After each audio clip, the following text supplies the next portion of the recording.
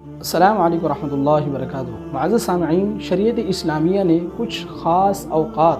کچھ خاص گھڑیاں ایسے بتلائی ہیں جن کے اندر عبادت کرنا بہت خاص اہمیت کا حامل ہے۔ انہی خاص اوقات میں سے ایک وقت 15 شعبان کی شب ہے، جسے عرف میں شب براءت کہا جاتا ہے، اور اسے شب براءت اسی لیے کہا جاتا ہے کہ اس رات میں اللہ تعالیٰ بہت سے لوگوں کی گناہوں سے مغفرت فرما دیتے ہیں، بہت سے لوگوں کو جہنم سے بری کر دیتے ہیں، اس لیے اس شب کو، اس رات کو شب براءت کہا جاتا ہے۔ چنانچہ ایک حدیث کا مفہوم ہے، نبی کریم صلی اللہ علیہ وسلم نے ارشاد فرمایا کہ اللہ تعالیٰ اس شب میں غروب آفتاب کے وقت سے ہی آسمان دنیا پہ تشریف لے آتے ہیں، اور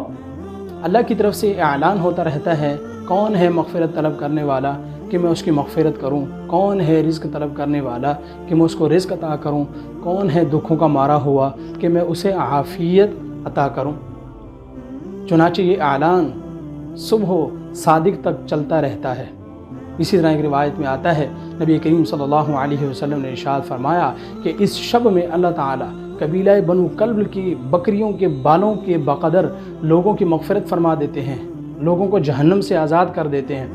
مولا علی قاری رحمۃ اللہ علیہ لکھتے ہیں کہ عرب کے اندر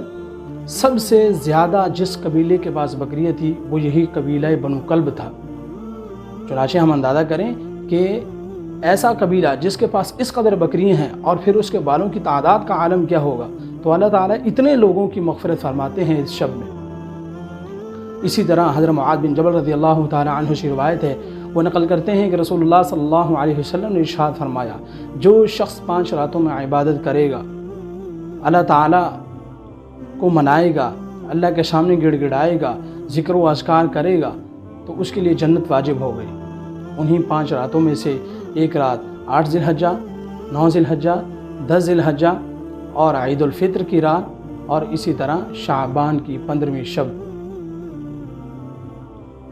چنانچہ ہمیں یہ بات معلوم ہو گئی کہ اس رات کی خاص فضیلت ہے، خاص اہمیت ہے، لہذا ہمیں عبادت کرنی چاہیے، اللہ تعالیٰ کو منانا چاہیے، اللہ تعالیٰ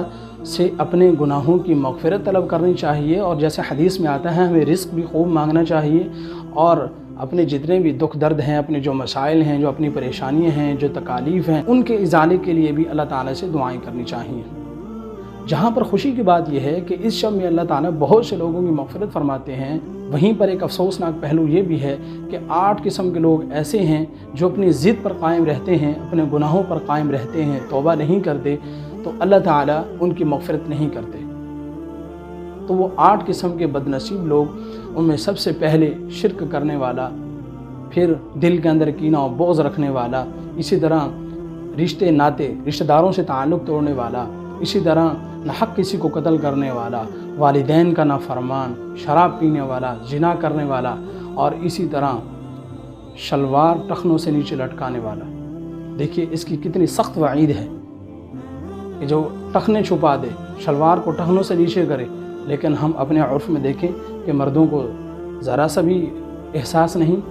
بالکل بے خیالی اور بے فکری کے اندر ہر وقت اس جرم عظیم کے اندر مبتلا رہتے ہیں۔ تو اس لیے اس شب کو ہمیں بیدار رہنا چاہیے، عبادت کرنی چاہیے، جس قدر اللہ تعالیٰ کی طرف سے توفیق ملے خوب اللہ تعالیٰ کی عبادت کریں، گریہ وزاری کریں، اللہ تعالیٰ کو راضی کریں، اپنے گناہوں کی معافی مانگیں، اور جیسے کہ مغرب کے وقت سے ہی اللہ تعالیٰ کی طرف سے اعلان ہوتا ہے، تو کم از کم ہمیں مغرب کی نماز باجماعت پڑھنی چاہیے۔ اس کے بعد رات کو اگر ہم نہیں جاگ سکتے تو مغرب سے لے کر عشاء تک کا جو وقت ہے، اس میں خوب نوافل پڑھیں، تلاوت کریں، مختلف قسم کے ذکر و اذکار کر لیں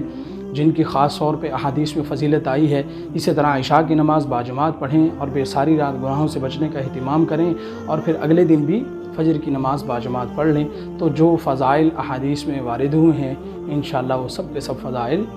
ہمیں حاصل ہو جائیں۔